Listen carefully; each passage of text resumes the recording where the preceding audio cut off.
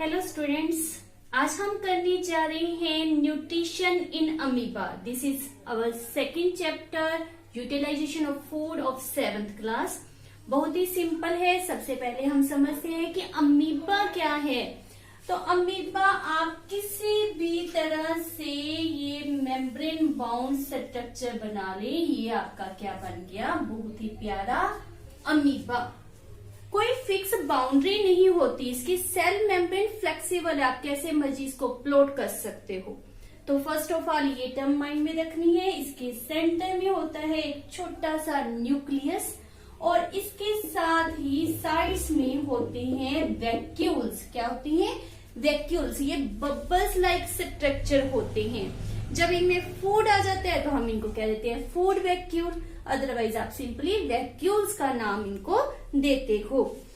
ये जो स्ट्रक्चर हमने बनाया है it is unicellular in nature, एक सेल से बना होता है। हमारी बॉडी जो होती है वो मल्टी सेलुलर होती है, बट ये यूनिसेलुलर होता है। माइक्रोस्कोपिक है। माइक्रोस्कोपिक मीन्स अंडर माइक्रोस्कोप ही आपको ये विजिबल होगा, because very very very small in size होता है। नेक्ड आई से आप इनको नहीं देख सकते। और ये live in the pond water, तालाब के पानी में ये पाया जाता है। ये चीजें हमने अमीबा के बारे में याद रखनी है। अब आ जाती है इसमें न्यूट्रिशन कैसे होता है, जो आज का हमारा मेन टॉपिक है। बहुत सिंपल है, देख ही रहे हो। इसका कहीं पर आपको माउथ मुंह नजर आ रहा है? नहीं। तो कहीं मर्जी से ये फूड ले सकता है। कहीं मर्जी से लेना है तो किस तरह से लेगा? इसमें ये जो हमने रिप्रेजेंट की है इसकी सेल मेम्ब्रेन, आपको लग नहीं रहा कि जस्ट लाइक फिंगर्स होते हैं? तो ये जो फिंगर लाइक स्ट्रक्चर है इसको हम नाम देते हैं स्यूडोपोडिया का। नेम्ड एज स्यूडोपोडिया, ये पी साइलेंट है। इसका दूसरा नाम क्या है? False foot. Why false foot? नकली पैर। क्यों? क्योंकि ये फिक्स तो रहते ही नहीं। यहाँ पर पैर आपको नजर आ रहे हैं इन द सेकंड स्ट्रक्चर। यहाँ पर मैं इसको डिप्रेस कर दूंगी, इसको बाहर को निकाल दूंगी। चलते फिरते ये किसी तरह मर्जी चेंज होते रहते हैं, फिक्स नहीं है। इसलिए हम इनको फॉल्स फूड या फिर क्या नाम दे रहे हैं? स्यूडोपोडिया का।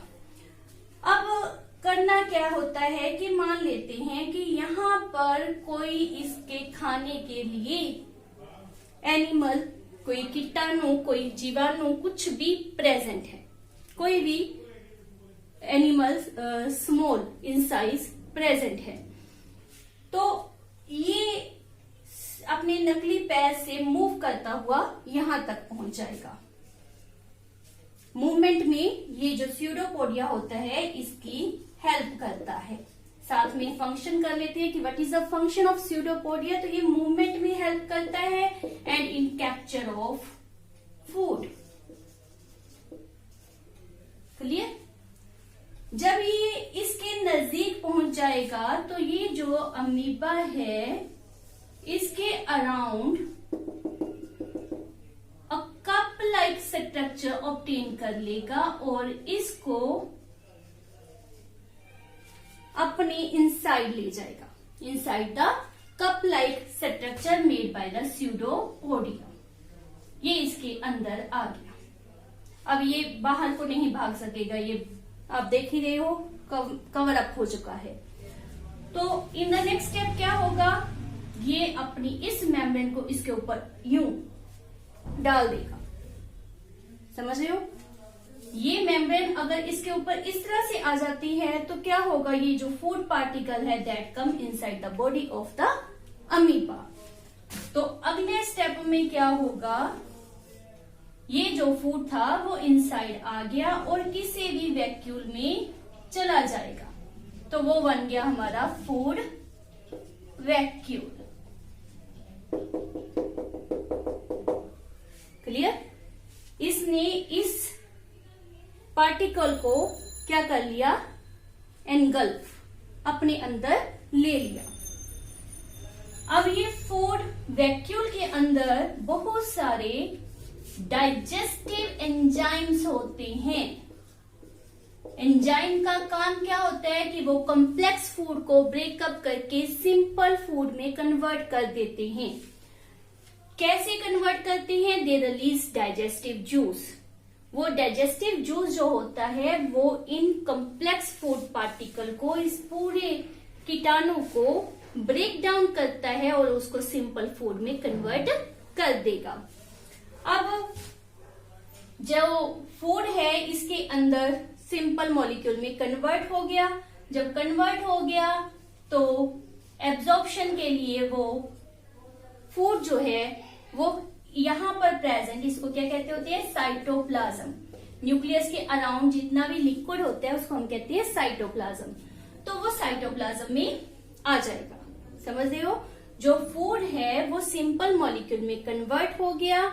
तो कन्वर्ट होने के बाद वो इस वैक्यूल की मेम्ब्रेन से बाहर निकलकर साइटोप्लाज्म में आ जाता है।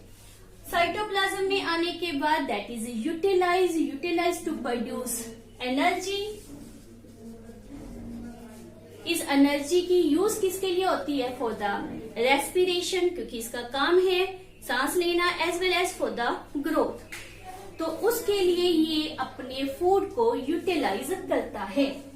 अब फूड जितना इसने खाना था वो खा लिया, जो काम करना था वो कर लिया। अब जो वेस्टेज है उसका क्या करना है? ये हमारा, आप किसी भी तरह से प्लॉट कर सकते हो। ऐसे नहीं सोचना यहाँ पर सीन कुछ और है, यहाँ पर कुछ और है, नथिंग, कोई प्रॉब्लम नहीं है। तो कहीं भी किसी भी साइड से जो अनडाइजेस्टेड फूड है वो आपका अमीबा का रिलीज होना है। तो वहां से ये जो सेल मेम्ब्रेन है वो रप्चर हो जाएगी और वो बाहर निकल जाएगा। यहाँ पर भी कोई उसके रिलीज बाहर निकालने के लिए कोई स्पेशल स्पेस नहीं होता, कोई एनस प्रेजेंट नहीं होती। इसलिए यहाँ पर किसी भी कहीं से भी rupturing of the cell membrane like करेगा और जो अनडाइजेस्टेड फूड है वो बॉडी से बाहर निकल जाएगा। और फिर से अमीबा हमारा एज इट इज, या यहीं पर ही हम शो कर देते हैं, वो एकदम से रप्चर हुई सेल मेम्ब्रेन, अनडाइजेस्टेड फूड बाहर निकला और आपका अमीबा बैक बन गया। तो हमने क्या किया कि ये टोटल जो प्रोसेस है उसमें फर्स्ट ऑफ ऑल हमारे पास क्या हो रहा है? इंजेक्शन ऑफ फूड, फूड को इनसाइड लेना। दूसरा क्या हो रहा है? Digestion of food. ये फूड वैक्यूल के अंदर डाइजेस्टिव जूस रिलीज हो रहा है जिसके कारण complex food change into the simple one, उसका डाइजेशन हो रहा है। थर्ड इसका क्या हो रहा है? Absorption and assimilation. एब्जॉर्प्शन जो फूड है उसको एब्जॉर्ब करना, वो तो आपको पता ही है। एसिमिलेशन मतलब उस जो फूड एब्जॉर्ब है उसको किस तरह से आपने यूटिलाइज किया है। तो अमीबा ने किस तरह से यूटिलाइज किया था? फॉर द रेस्पिरेशन या for the further growth working के लिए। तो उसको हम क्या कहते हैं? Assimilation. Last, ejection of food by the cell rupture, जो फूड है वो बाहर निकल जाएगा। तो this complete process is known as a holozoic mode of nutrition. ये 4 स्टेप को हम क्या कहते हैं? Holozoic mode of nutrition. तो बहुत सिंपल प्रोसेस है। इसी तरह बाय डायग्राम्स आप पेपर में रिप्रेजेंट करो।